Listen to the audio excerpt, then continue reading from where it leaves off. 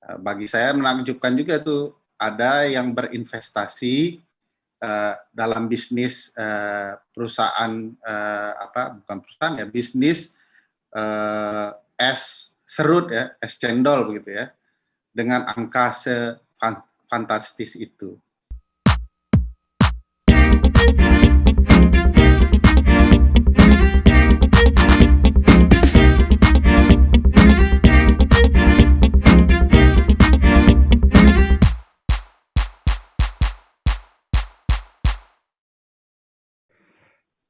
Terima kasih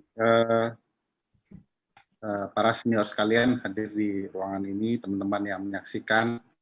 Betul, saya pikir tadi sudah pamungkas ya, walaupun saya mengikuti sebagian. Jadi ngeri juga kalau nanti kita komentari lebih jauh, nanti hilang ketajaman yang pertama. Saya mau komentar begini, dulu waktu di Fakultas Hukum, saya diajarkan begini, cara berpikir hukum itu tidak mudah mengabaikan sesuatu. Jadi ayam berkokok dicurigai, tidak berkokok juga dicurigai. Jangan kemudian ada laporan lalu dianggap ini pansos. Kalau pansos kenapa dilaporkan balik kan begitu ya? Berarti ada yang mengkhawatirkan dari laporan itu. Sehingga penegak hukum mestinya merespon, ditindaklanjuti dengan proses penyelidikan, lebih detail lagi di penyidikan. Jadi jangan diabaikan, apalagi yang dilaporkan subjek hukumnya kan sangat penting ya, anak dan keluarga presiden. Saya ingat betul dulu ada Gubernur Virginia, keluarganya menerima beberapa botol parfum ya, dan diketahui setelah diselidiki ternyata ada relasi antara kampanye dan perusahaan parfumnya itu, sehingga dia diberhentikan karena menerima gratifikasi kan begitu.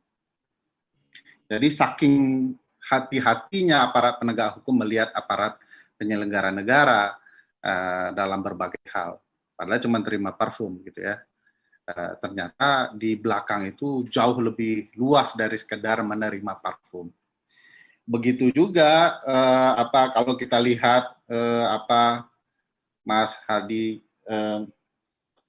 kasus yang katakanlah membawa nama keluarga istana begitu ya. Dulu kalau kita amati ada perusahaan gula namanya, es lah gitu ya. Tiba-tiba perusahaan ini milik anak Presiden Joko Widodo, tiba-tiba ada yang berinvestasi kurang lebih 67 hingga 70 miliar dolar. Bagi saya menakjubkan juga tuh, ada yang berinvestasi dalam bisnis perusahaan bukan perusahaan ya, bisnis es serut ya, es cendol begitu ya, dengan angka sefantastis itu. Nah, setelah itu kita ketahui salah satu anak Presiden Joko Widodo yang memiliki perusahaan itu, es serut, es cendol itu tiba-tiba maju menjadi wali kota di sebuah daerah, gitu ya. Nah ini kan tiba-tiba investasi itu hilang begitu saja, kita tidak lagi lihat gula itu di mana, gitu ya. Dulu kalau saya lihat numpang di beberapa rumah Padang, ya. Apakah orang Padang terlibat dalam bisnis investasi, tidak tahu ya, walaupun saya orang Minang gitu ya. Tapi sepertinya bacaan kalau kita lihat ya dalam berbagai tindak pidana,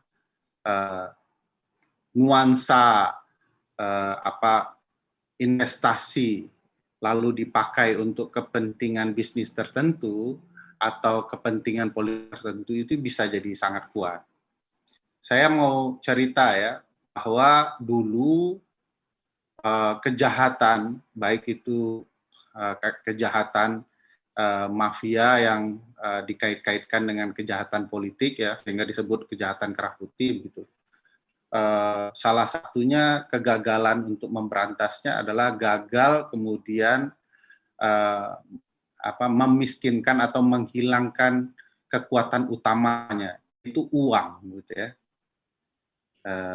Jadi walaupun orang-orangnya ditangkap, kejahatan itu terus bergerak karena kemudian bisnis uangnya tidak gagal dihentikan. Lalu ini kalau Mbak Bibip dan Bang Rocky baca-baca soal sejarah pencucian uang, kurang lebih kita tahu sentralnya itu di New York begitu ya. Lalu kita ketahui bahwa cara mematikan para penjahat ini adalah mematikan bisnisnya. Salah satu bisnisnya adalah cuci uang gitu ya. Dan bentuk bisnis pertamanya karena dikaitkan dengan money laundering itu ya bisnis laundry gitu ya. Bisnis baju, rumah judi, rumah prostitusi dan segala macam. Salah satu yang terkenal ya kejahatan Al Capone begitu ya. Nah, ternyata mereka mempermainkan uang haram dari hasil kejahatan itu disembunyikan seolah-olah halal gitu ya, dengan bisnis-bisnis halal. Padahal itu uang kejahatan. Jadi dicuci, jadi kelihatan baik jadinya. Nah, begitu juga saya yakin di beberapa kejahatan di Indonesia, termasuk juga kejahatan politik, ada tindakan-tindakan dari pelaku kejahatan yang mensupport kegiatan-kegiatan politik tertentu. Sehingga mudah saja mereka berinvestasi kepada bisnis-bisnis yang tidak menjanjikan sebenarnya, tetapi ternyata di belakang itu ada cerita lainnya. Saya tidak ingin mengatakan bahwa bisnis gula dari kasus yang pernah terjadi, kasus investasi yang terjadi di Indonesia, perusahaan Eserut ini, berkaitan dengan cuci hasil kejahatan yang uangnya diserahkan kepada bisnis gula lalu dikaitkan dengan proses pemilihan kepala daerah. Saya tidak ingin menduga seperti itu.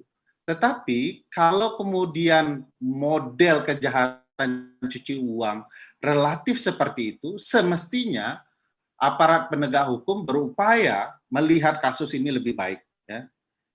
Sehingga menurut saya laporan Ubed tidak boleh kemudian dikriminalisasikan.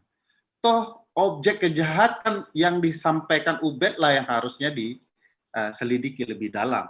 Bukan Ubednya yang dilaporkan, kan jadi aneh gitu ya. Jadi itu sama saja kalau kita lihat maling jemuran, kita lapor ke Satpam kompleks, itu ada maling jemuran. Terus lalu maling jemurannya melaporkan kita bahwa dia kok melihat kita melakukan kejahatan. Lalu yang diprosesnya kita, bukan maling jemurannya. Gitu. Sesederhana itu menurut saya logikanya. Nah, yang terjadi dengan Ubed ya seperti itu. Padahal harusnya aparat penegak hukum segera merespon apa yang dilaporkan Ubed, bukan kemudian malah kemudian bertindak untuk memidanakan atau memproses laporan terhadap Ubed.